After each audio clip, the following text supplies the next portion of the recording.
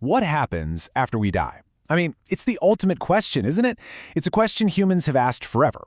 Well, today we're diving into one ancient answer, a really detailed and honestly sometimes terrifying map of the afterlife from the Hindu text called the Garuda Purana. Let's start the journey. And this is the exact question that kicks the whole thing off. In the story, it's the divine eagle, Garuda, who asks this to the great deity Vishnu. And the answer he gets?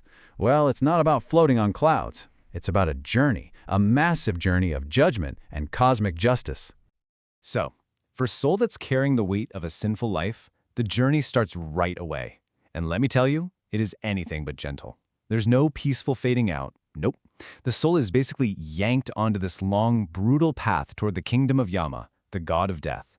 And this path, it's designed for suffering. The sheer scale of this trip is just staggering. The text says it's 86,000 yojanas long. Now, one yojana is roughly 8 or 9 miles, so we're talking about a trek of over 700,000 miles. To put that in perspective, that's like traveling from Earth to the moon and back again, and the soul has to walk it all alone. The landscape is just a total wasteland. First off, there are no trees. No food, not a single drop of water, absolutely nothing. And the heat? You have no idea. The soul isn't walking under just one sun, but 12. The text says the heat is as intense as the fire that ends the universe, just constantly scorching the traveler. And if you think the environment is bad, the path itself is literally filled with torture. The soul gets dragged along by Yama's messengers with hooks and ropes.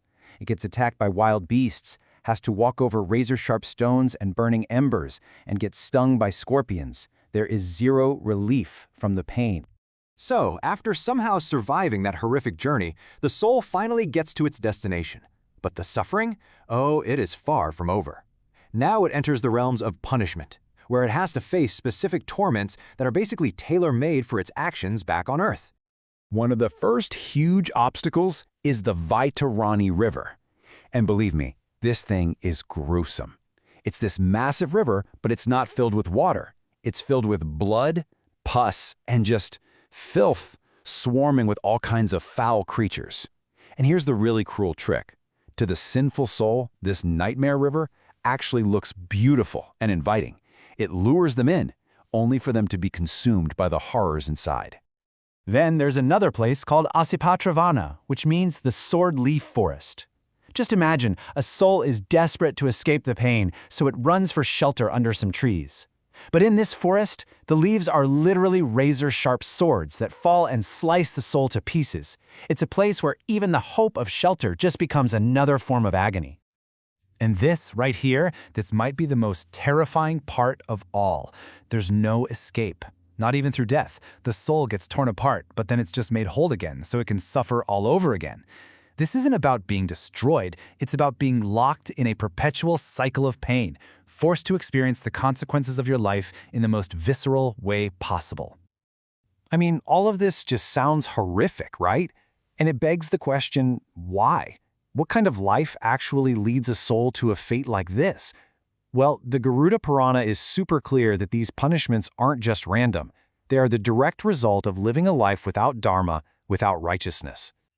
What's so striking here is how the text defines a sinful life. It's not just about big, evil acts. It's also about what you don't do. It's about failing to show compassion, or daya, failing to be charitable, or dana. It's about neglecting your duties, disrespecting elders, harming others, and just living a life that's only about yourself. All of those things pave the way to this world of suffering. But okay, this text isn't just a book of damnation. It's also a guide. It's a map, not only of the afterlife, but of how to live a life that completely avoids this terrible journey. It presents a really clear choice, a different path you can take, one that leads to peace. And right here, you can see the core message is all about choice. Every single negative action has a positive counterpart. Instead of causing harm, you choose compassion. Instead of neglect, you choose worship. Instead of being selfish, you choose charity. It's like a cosmic balance sheet where every single choice we make really, truly matters. The text even lays out a practical game plan for living this righteous life, and it's built on 5 pillars.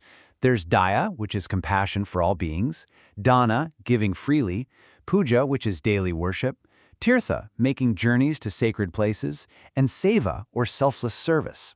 These aren't just vague ideas, they're presented as the actual building blocks of a meaningful life, actions that pave a totally different road for your soul. And that really leaves us with a final thought. When you strip away all the vivid, ancient imagery of sword leaf forests and rivers of blood, you find this really simple core message about cause and effect. A life of compassion creates ripples of peace, and a life of harm creates waves of suffering. So the real question isn't just what this ancient map can teach us, but which path right here and now are we choosing to walk?